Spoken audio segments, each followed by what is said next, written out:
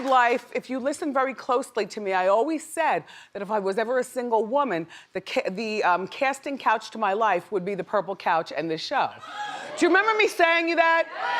Yeah, like why not? I meet some nice people. I can pick and choose boyfriends from the casting couch. Why, the booking department already knows. I mean, but I told you that. I think I told you that back in radio. If I was single, then the guests that come on the show, I'd be checking them out for dates, and the girls too, for friends. For friends, you know? You know, why not? The average American spends so much time at work that there are a lot of workplace romances going on and things like that. So, but you know, I always say one word too many, so I did let that slip. I had no idea I would be single. So now I am. And you know who I've casted as a new friend? Blac Chyna. Listen,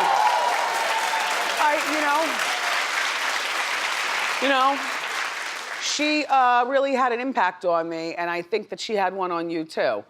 You know, I thought that she was one way, and you did also. You know, you see the butt and the beauty, and you know, you don't know her, but you know that she has 15 million Instagram followers, and you see the half-naked pictures and the pictures with men, and we just buy into it because we don't know, you know? And all we do here at Hot Topics are tell you the stories. And so the story, it just didn't match the person that I met yesterday, you know? Who I met, and I think who you saw, is a really sweet girl and a businesswoman.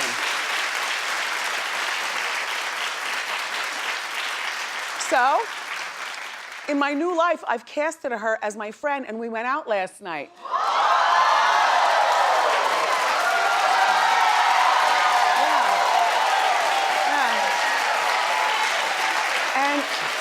And I must tell you, you know, that world that they live in where they take, Chyna took like 500 pictures.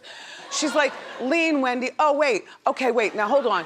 All right, let's lean this way. And she wasn't doing it in a Hollywood way. She was doing it in like the sweetest girl who seems to be in a career that she's got to do that, but she's so sweet. So we went out and we had a great time, and we went for dinner actually, because I had to get up early this morning. So, you know, I hosted her, so I picked her up and dropped her off, and you know, in the crowd was her assistant. I took my son, my nephew. DJ Boof was taking the picture there.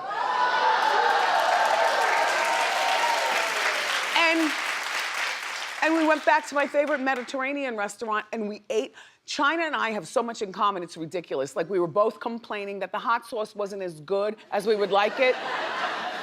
But that the lamb chops were so tender. We ordered the same thing. She was like, oh my gosh, Wendy, you ordered lamb chops. Do you like hot sauce? I said, yes. I said, do you like mint jelly rather on your lamb chops? But they don't have it here. She said, yes. I mean, we had so much in common. It was like regular cool girl in common. Like the others rode in a truck behind us. It was me, Chyna, and a security in front of us, you know, in the front seat. But it was me and Chyna in the car. Just like I like Angela. You know? And there was so much more that I could have asked her yesterday that I forgot about, but I knew that we were going out last night, you know, because I said to her, do you want to change numbers? You know, because she was nervous. You know, she was nervous coming here, you know, she was shaking and everything, so I thought I'd have to be the one to break the ice, you know. So I said, do you want to change numbers? She said, yeah. I said, you want to go out tonight? She said, yeah. So we changed numbers and texting and all. She was late coming downstairs. She was upstairs filming a reality show. And you know, I don't want any parts of it. You know, I'm your back here friend, not your out there friend. And then Tyler Perry texts her while we were eating and asks us to come to the play tonight. But so, oh, come on. Boom. I know. Who am I? I know. You know who I am? Only the coolest mom and aunt in the world, because they were like Aunt Wendy and Mommy. Blac Chyna. I know. Like, they're like, really? Wow.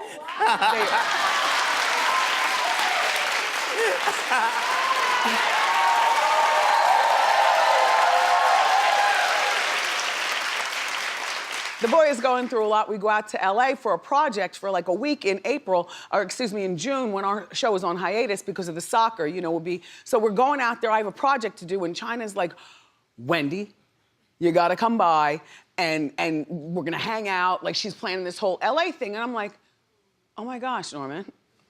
So anyway, but we're not going out tonight because in actuality, she's younger than I am. My bones were creaking. You know what I'm saying? It is still what it is. I am not in denial. And the wild thing is that at the end, then TMZ was downstairs with the camera. And I'm like, well, who called them? Anyway, so right before we get up, because I got sauce going, and so we're like, it's midnight, we gotta go. Okay, we gotta go. She had to get up early today. I think she went on Breakfast Club this morning or something like, she was like, she has to do radio. I was like, I gotta do TV, so midnight. At 1:15, I was like, come on, let's go. She said, all right, let's just wait 15 minutes. I was like, okay, cool, we'll wait 15 minutes, and we left. So she says, come on, let's put on our gloss and stuff, because they're probably downstairs waiting for us. I was like, oh, right, I forgot. She's like one of those girls who's, like, I feel like I'm gonna be her protector friend. Like not all in the ratchet, but just amongst the people looking like. Because there was this man in there, he said he played for the Jets. I don't know his name, but I can tell you this right now. He helped her down the steps, and when they got to the bottom of the steps, they exchanged numbers, and I was in their cipher. Chyna, yes, I'm talking. I don't know his name, so it doesn't even matter. And it's funny because this is what I said, that's my friend Chyna. This is while she's getting her phone ready to take his number and her take it, whatever they were doing. And I'm looking at him, I'm like, that's my friend Chyna. All of a sudden, I'm like feeling protected. In the meantime, I only met her like 5 hours ago on our show. But if I like you hard. You know what I mean? So I'm like, watch out. He said, that's all right, I got her, and I got a lot of money to spoil her. And I'm like, and I'm looking back at you all, mommy. I was feeling like mommy. Good morning, mommy. Hi, daddy. Look, I'm looking at him like, when do you leave town, Chyna? Okay, all right. So she goes, I'll call you when I get home, or I'll text you or something like that. I said, don't you dare, I'm going to sleep. I get home, I'm home. They dropped me off first, then they went back to where they were. And she called up, she says, are you home? Are you safe? I said, yup. Are you? She said, yup. She said, we had so much fun. I said, Chyna, gotta go. She's so cute. Thank you, Chyna. Yeah. I gotta stay in tonight, This new life could wear me out if I wasn't thinking about priority number one, which is staying healthy. I am not 19. Gotta get home to the boy who was with me. I'm still mom. It's hard to be mom when you're out with Chyna. And I know what you're thinking. Oh, she's ratchet. Why would you have your son? No, you don't understand. Boof. You know what I'm saying? That was not a reason to call Child Protective Services. Right? We had a good old time. And I'm not going out tonight, Tyler. I'm sorry. Thank you for the invitation. I've got to moisturize and rest because on Saturday I'm going to a burlesque show.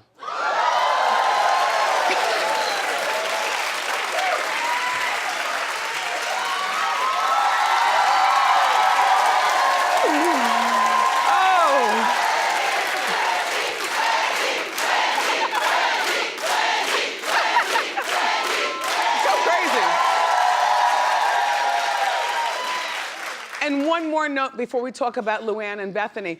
So when we get outside and TMZ is talking, they're talking, I don't know what they asked her, but the gentleman with the camera, he kept saying, oh, Wendy, you're out, you're having a good time, Chyna, blah, blah, blah, blah.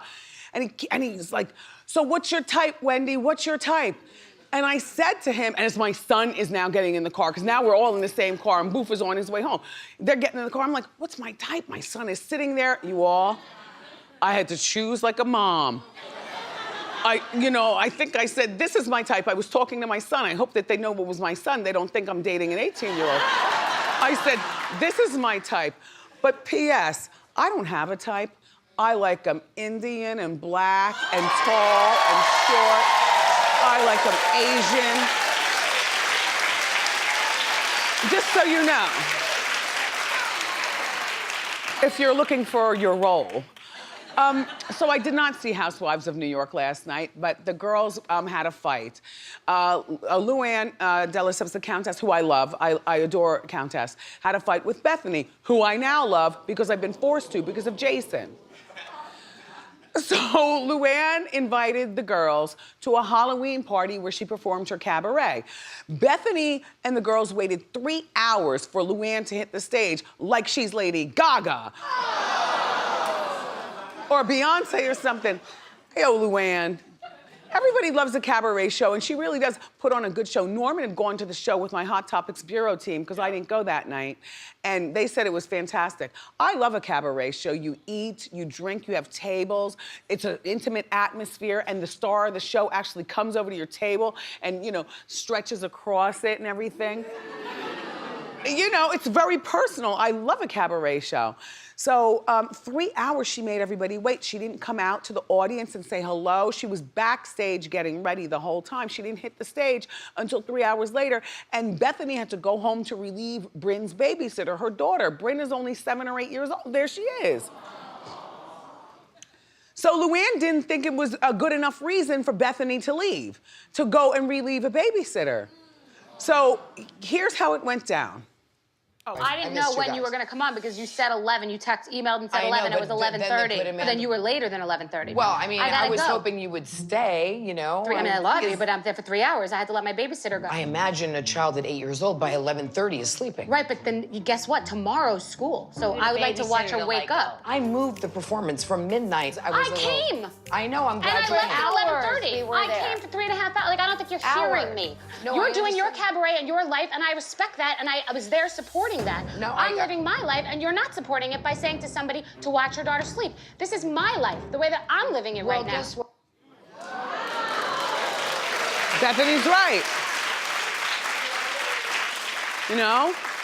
Bethenny is right with this one. It's very inconsiderate, but Luanne, although she's a mother, her kids are all grown, like grown.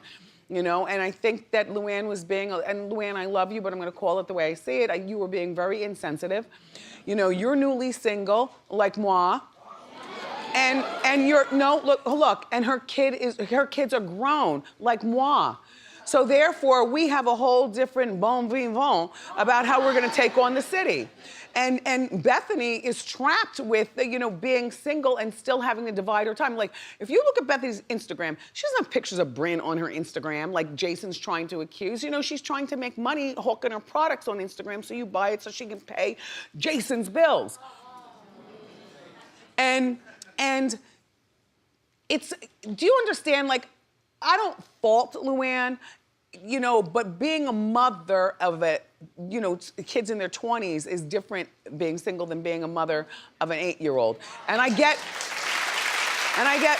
what Bethenny was saying.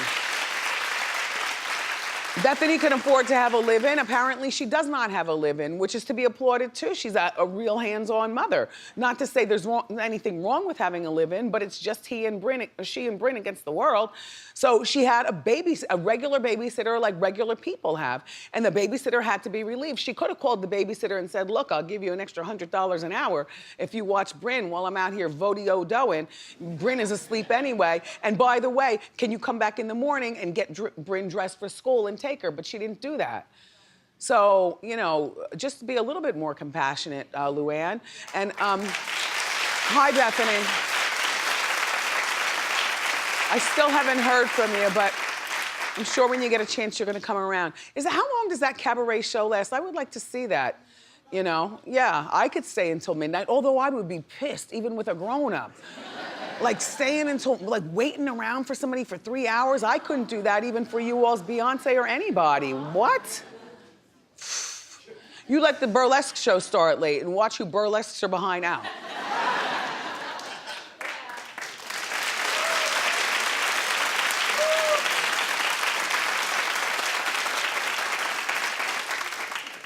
Do you know the trick that I do with my boobs that I'm not gonna do for you right now? I'm not going to do it. No, because I have on horizontal stripes, so it would be a lot. But look, do you know what? Angela does it too, because she's got under the muscle implants. The music in the restaurant was playing, and we were doing it to the music.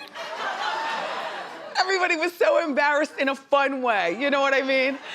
Like, Kev looks at me like, look at mommy have fun. Appropriate fun, but look at mommy have fun. And I'm like, look at my boy over there. You know, looking at his mom have fun.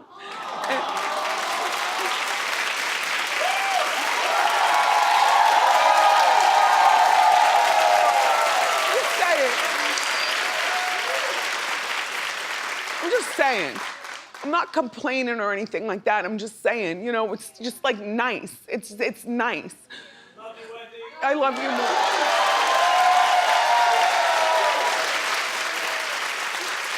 Thank you. And Boof, thanks for paying. Huh? Out of nowhere, I was ready to pay because I thought I was hosting. And then I get the check, and he's like, I got it.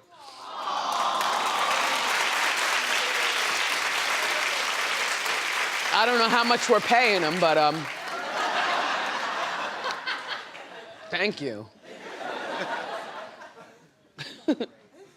It's nice to have friends with working credit cards.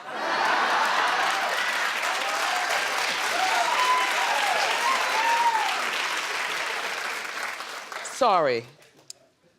Doggone it. Look, Michael Jackson's son, oh. And then Page 6 was writing today that my Talia Parkinson Jones is leaving here and she's gonna be working on the Tamron Hall talk show that comes on, I don't know, I think in the fall. And I think the insinuation was that Talia's stomping her way out of here. Well, let the record show. Talia has been a producer on Wendy. She worked her way up, she used to not be a producer, since the 6-week sneak peek. And she's leaving on her own. You don't hold people if they don't want to be, if they want to grow. You know what I mean? You don't hold them. So, when you see that, you know, on the blogs and you try to twist it into something like, oh, people are jumping ship. No, dear. Talia is right now in the control room like the producers always are. We are having, oh, I am going out tonight. Damn it, man. When will the fun stop? We're throwing her good luck goodbye party here at Wendy right after later on this evening when the workday is done. So good luck to you, Talia, and good luck with the baby. And Tamron Hall, welcome to daytime TV. That's it. That's it. Understand? Haters gonna hate. You know what I mean? Had it all written up like you could get the implication that Talia's huffing out here.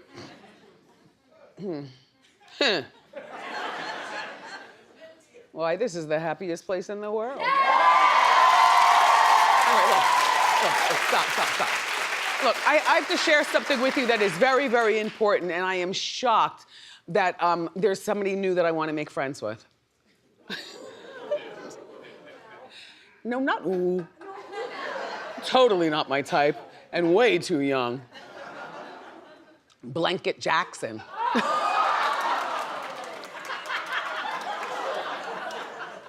Listen, look. Prince and Blanket now goes by the name BG, like the Bee Gees, B-E-E-G-E-E. BG and Blanket and Prince are now reviewing movies on a YouTube channel. And their cousin Taj, who looks like he's Tito's son, as if you couldn't tell. Well, their first review was posted last night, and it was about the new Avengers movie. And it's the first time we get a chance to hear Blanket speak, because you know, he was the one that the late Michael dangled over the thing. And he was the one who, we never heard him speak. His hair was really long at one point, always in his face. He went to school, remember, he was virtually raising himself. He lived in the mansion with Mrs. Jackson, but you know, she's older. He was responsible for getting himself to school, getting his lunch together. He'd come home by himself, do his homework. He didn't have a lot of friends. And then right after doing his homework, he would play video games. And we were all like, whoa, whoa, whoa, it's not normal. You know, this kid, he's raising himself. But he has come out of his shell, and I think that BG has found his niche. This was a 45-minute podcast about the Avengers, or podcast, not podcast, what was it? YouTube A YouTube chat. And he talked like 44 minutes of it. He didn't even let the other brother say anything. But just take a small look.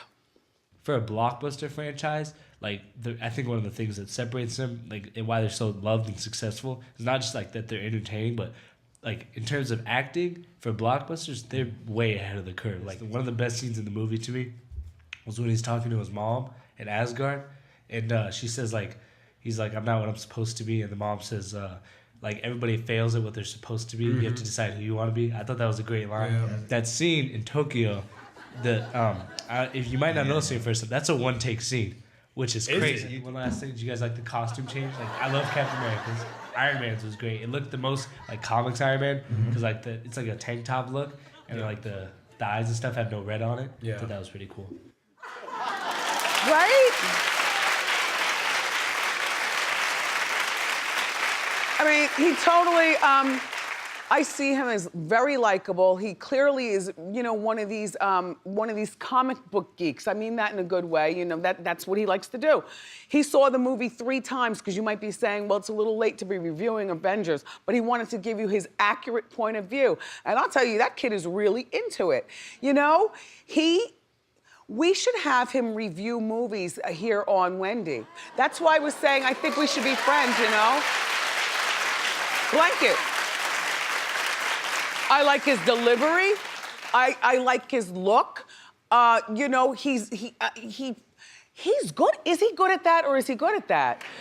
And by the way, happy birthday to his Aunt Janet. Janet is 53 today. And we've got more great show for everybody. Up next, from the new hit show Vida, Melissa Barrera and Michelle Prada are here. So grab a snack and come on back.